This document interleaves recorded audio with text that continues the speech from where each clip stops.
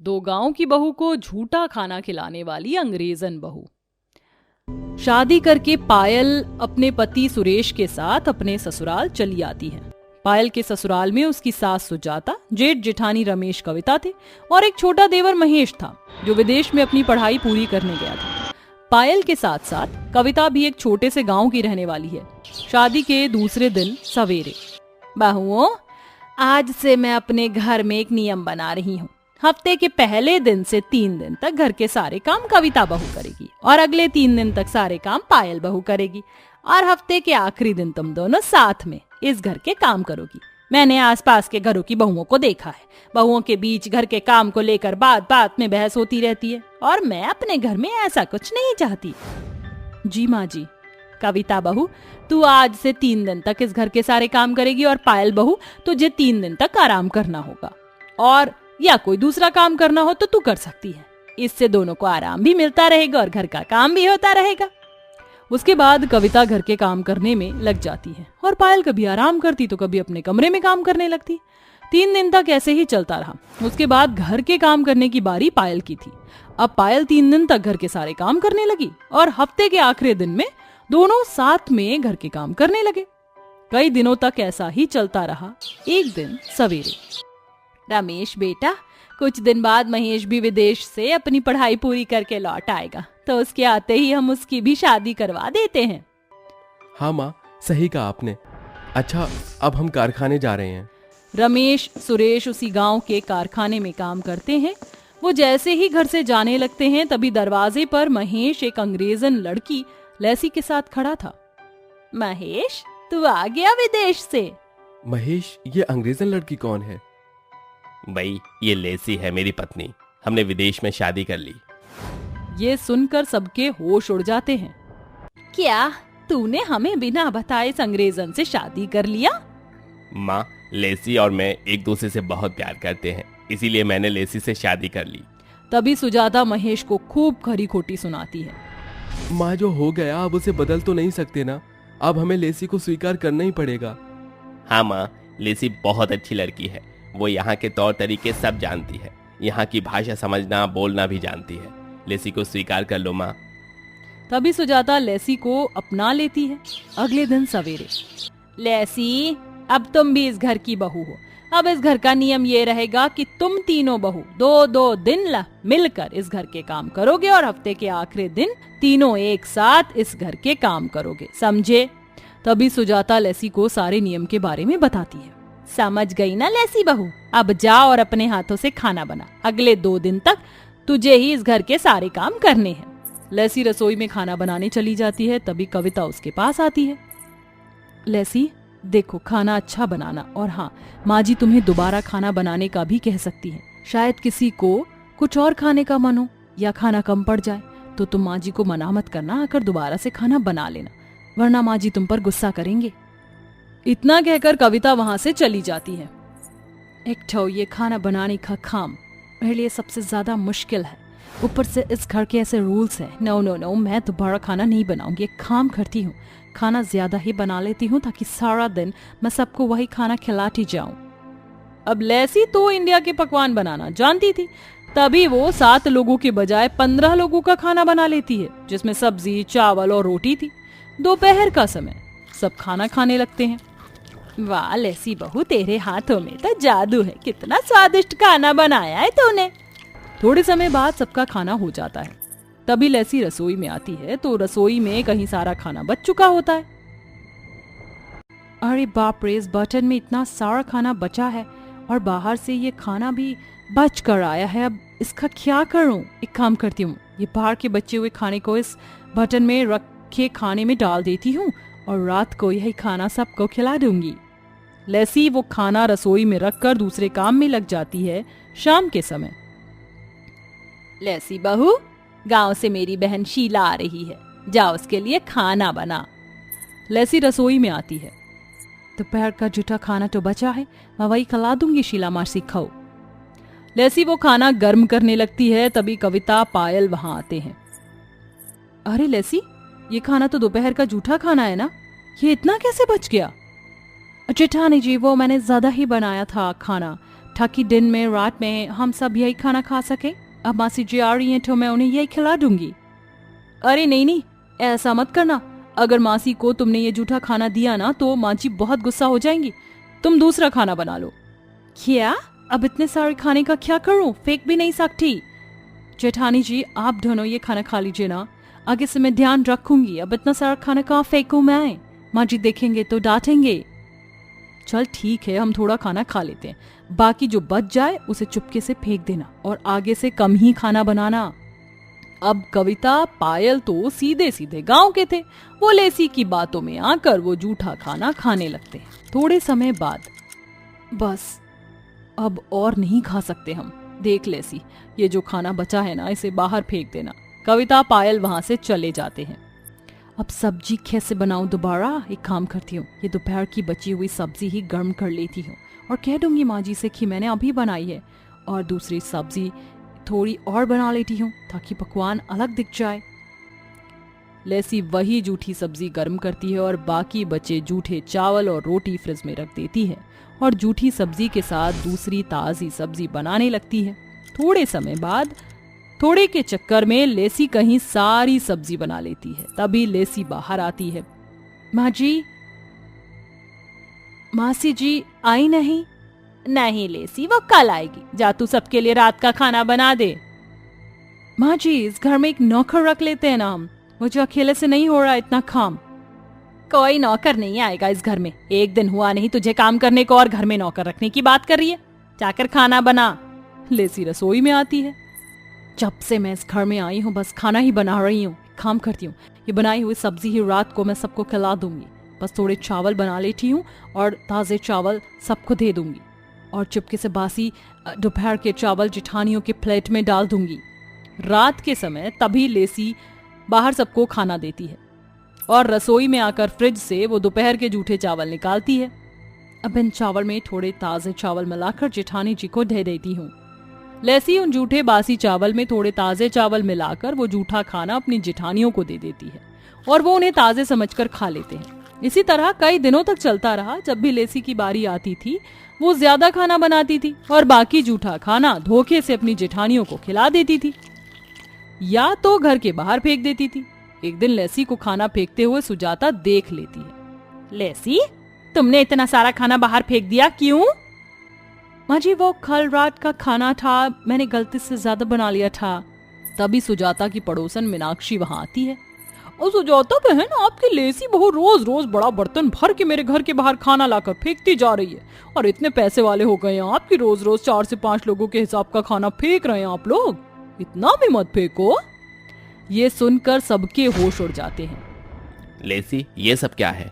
मैं जब भी खाना बनाती थी तो हमेशा खाना ज्यादा ही बन जाता था और जो बच जाता था तो अगले दिन मुझे उसे फेंकना ही पड़ता था, या तो मैं उस खाने को जेठानी जी को खिला देती थी। क्या? तू हमें जूठा खाना खिलाती थी? तभी लेसी के भाई भाभी जोन और सुजन लेसी के घर रोते रोते आते हैं। क्या हुआ भाई, आप दोनों रो क्यों रहे हैं? लेसी, तुम्हारे भाई की नौकरी चली गई है। इन्हें कंपनी वालों ने एक झूठी चोरी के इल्जाम में नौकरी से निकाल दिया और अब हमारे पास हमारा सब कुछ छीन गया। हम दोनों पिछले 1 महीने से भूखे प्यासे इधर से उधर भीख मांगते घूम रहे हैं।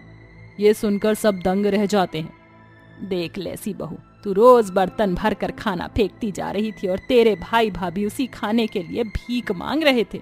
क्या? खाना क्यों फेंक रही थी? तभी सुजाता सुजन और जोन को लेसी के सारे करतूतों के बारे में बताती है। नहीं लेसी, ऐसा मत करो। आज हम एक एक दाने को तरस रहे हैं। आज तुम्हारे पास खाने को खाना है तो उसकी कदर करो, उसे ऐसे फेंक कर उसका अपमान मत करो। लेसी, तुम खाना फेंकती गई और हम खाने को तरसते गए। ये सुनकर लेसी अपने किए पर खूब रोने लगती है। उसके बाद वो सबसे माफी मांगती है कि आज के बाद वो कभी ज्यादा खाना नहीं बनाएगी, हमेशा खाने की कदर करेगी और कभी बचा हुआ खाना फेंकेगी नहीं। एक दिन सुरेखा अपनी दोनों बहुओं सोनम और कावेरी को कच्ची आमी खाने पर ज्यादा डांट रही थी। अरे तुम दोनों ने अभी तक आम का अचार क्यों नहीं डाला? कहाँ है इतनी सारी अमियां रखी थी? वो माँ जी, अचार तो बना नहीं। वो क्या है ना, दीदी और मैंने 2 दिन में सारी कच्ची आमी खत्म कर ली। हाँ माँ जी, बहुत दिनों से खाने का मन कर रहा था तो खत्म कर दी। हे भगवान, तुम दोनों इतना खट्टा कैसे खा सकती हो? कहीं तुम दोनों मुझे दादी तो नहीं बनाने वाली? आपने बिल्कुल ठीक समझा माँ जी, आप दादी बनने वाली है सच्ची? ओ बल्ले बल्ले, और शावा शावा, फिर तो तुम दोनों को आराम करना चाहिए। कहाँ है तुम्हारी दोनों नंदे? अब पायल, हिमांशी, जरा इधर आओ। तभी दोनों ननद पायल और हिमांशी आ जाती हैं। आ गई तुम दोनों, क्या कर रही हो? जरा अपनी भाभी को भी काम में मदद करवाने लग जाओ, तुम बुआ बनने वाली हो। ये दोनों कब तक अकेले घर को देखेंगी? माँ, हम दोनों पढ़ रहे हैं, हमारे कॉलेज में परीक्षा चल रही है और हमें घर के कामों में उलझाकर गंवार बनाने का इरादा है क्या? मुझे इस गांव में और नहीं रहना। हम दोनों की स्कॉलरशिप जैसे ही आएगी तो हम शहर की यूनिवर्सिटी में पढ़ेंगे। क्या करोगी पढ़ लिख कर? करना तो तुम्हें चूल्हा चौका ही है। तुम्हारी पढ़ाई ससुराल में काम नहीं आने वाली वैसे भी। माँ, आप गंवार भाभी लाई हो, ये काफी नहीं है क्या? और ना आपने कभी पढ़ाई की, ना आपने भैया को करवाई। अब हमारी जिंदगी अपनी तरह मत बनाइए। हम दोनों शहर जाएंगे मतलब जाएंगे। हिमांशी की ऊंची आवाज में बात सुनकर सुरेखा उसे थप्पड़ मार देती है। तभी सोनम कहती है, अरे माँ जी, इसमें गलत ही क्या है? अगर दोनों नंद जी पढ़ाई करना चाहती हैं तो करने दीजिए। पढ़ लिख कर कुछ बन जाएंगी तो इस घर में मदद ही करेंगी। हाँ माँ जी, और रही रिश्ते की बात तो अच्छे रिश्ते तो खुद चलकर आ जाएंगे जब हमारी दोनों नंद जी पढ़ने जाएंगी, इसलिए इन्हें पढ़ने दीजिए। चलो भाभी, आपने कोई तो समझदारी वाली बातें की। अच्छा, शहर जाएंगे तो इनका खर्चा भी तो बढ़ जाएगा। तुम दोनों जानती हो तुम्हारे पति इतना नहीं कमा पाते, तो वो इन दोनों महारानी का खर्च उठाएंगे या तुम दोनों के आने वाले बच्चों का? माँ जी, दीदी को सिलाई आती है, वो दर्जी का काम कर लेंगी और मैं गाय का दूध बेच लूंगी, पर दोनों ननद की पढ़ाई हम रुकने नहीं देंगे। ये सुनकर सुरेखा का मुंह बंद हो जाता है। वहीं दोनों भाभी को गर्भ का दूसरा महीना लग जाता है। सुरेखा उनका बहुत ख्याल रखती है। दोनों नंद भी परीक्षा में पास होकर अपने स्कॉलरशिप लेकर शहर के लिए रवाना हो जाती है, जहां उनके साथ उसी गांव की एक लड़की मेनका उनके पीजी में रहती है।